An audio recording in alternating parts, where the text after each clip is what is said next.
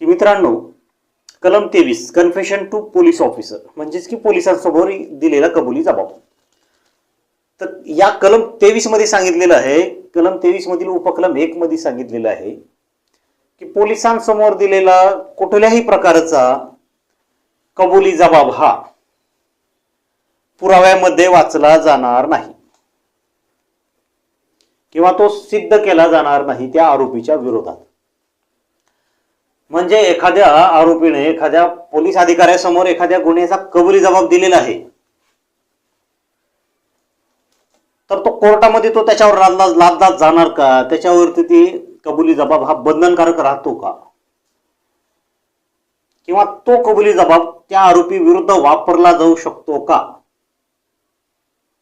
तर त्याचं उत्तर आहे कायद्याप्रमाणे अशा प्रकारचा पोलिसांसमोर दिलेला कबुली जबाब हा कोर्टामध्ये विचारात घेतला जात नाही, पुराव्यामध्ये वापरला जात नाही किंवा त्या आरोपीच्या विरोधात सदरचा कबुली जबाब हा वापरला जाऊ शकत नाही, सिद्ध केला जाऊ शकत नाही.